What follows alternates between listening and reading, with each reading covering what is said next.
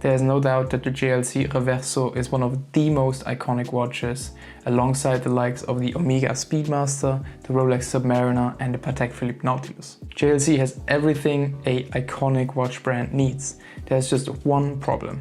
Their most iconic watch is a dress watch. Or at least it's seen today as a dress watch, as the point of the Reverso was actually to be a sports watch, hide the crystal in the case to make it more durable. If you think about iconic watches that are still around today, they are mostly sports watches. And I mean, that's not a coincidence. Sports watches are clearly dominating today's markets. But I'm mainly making this video because I just wanted to show you this absolutely gorgeous JLC Reverso. And also because I just happen to have this watch right now as I'm selling it for a friend, so if you're interested, leave a comment down below.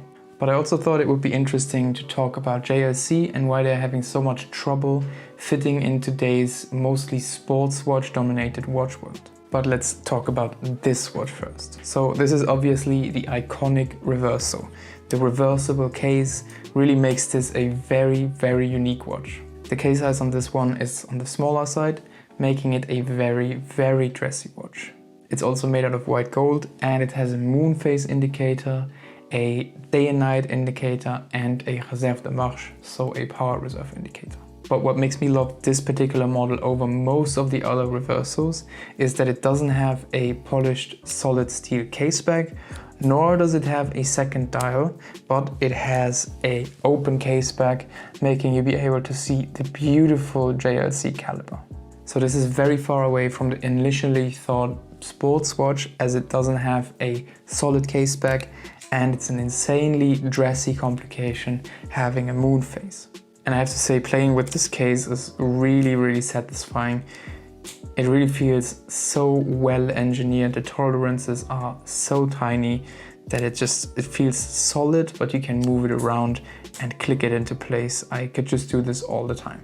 This movement is just beautiful. I mean, you can see the rich Côte de Genève. You have these blued screws and we have a very classical movement architecture with the center wheel and a center wheel bridge. And I mean, looking at it through a loop is just so satisfying. And talking about the case, I mean, this is an iconic design, obviously. And we have these gadroons on top and on the bottom, which gives some more detail to this case. I think the elongated rectangular shape is not my favorite. I like the idea of rectangular watches, but I think I would go more towards a square watch than a elongated rectangular watch like this one. Because to me, if you have it on your wrist, it occupies almost the entire width of your wrist, which is something I don't really like. But luckily this is a smaller size Reverso, which I think still looks quite good on the wrist. JLC is occupying a very strange space in the watch community. In the public eye, I think they're virtually inexistent. I don't think anyone that is not into watches will ever have heard of JLC.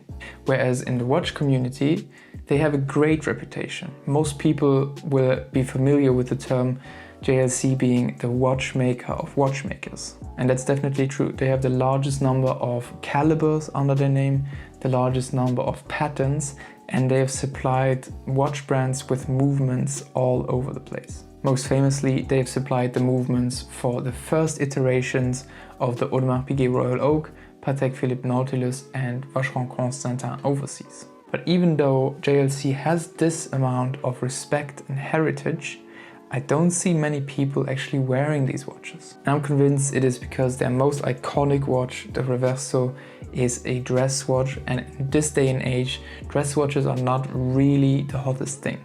I mean, you've probably all heard the history of why this watch came to be. It is destined for polo players and so on and so on.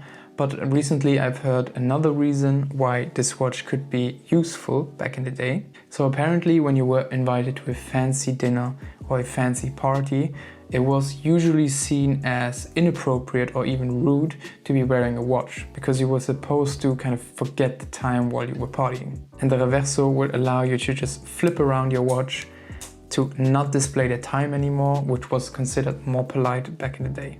And I think having this open case back is even cooler, because you're still not showing the hour and the minutes, but you are showing a beautiful movement that everyone can enjoy.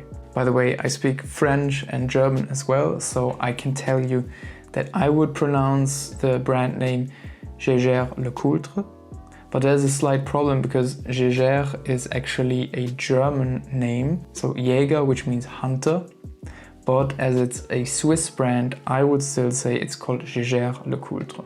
But JLC is just way easier, so let's stick with that. Now you could say that the Memo Vox is also a very iconic watch from JLC, and I would agree. They are already putting more focus into this watch model under the name of the JLC Polaris, which I think is a good move. It is a more sporty watch and they have been already adding complications like the perpetual calendar to it. I should say here that JLC has been one of my favorite watch brands alongside A. Lange & Söhne. They make some of the most beautiful dress complications in a price range that is a little lower to that of Patek Philippe. So what do you think? First of all, what do you think of this watch, this model? I think it's a beautiful model.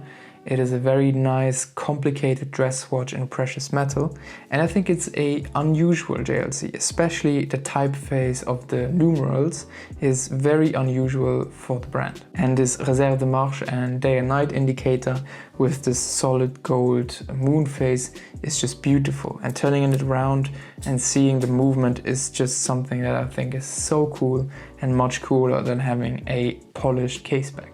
But also, what do you think of JLC? Do you like the brand? What do you see them changing in the future? Do you think JLC will keep trying to keep the Reverso alive? I mean, they're still banging out hugely complicated Reversos, which we saw just last year, I think. Or will you think that the community will keep this watch alive? People might start to wear this watch more. I see a trend going more towards dressy watches, maybe even dress complications, which is something that I would really enjoy to see. Yeah, but that's the end of the video. I hope you enjoyed some of these beautiful shots and let us know what you think. See you next time. Ciao.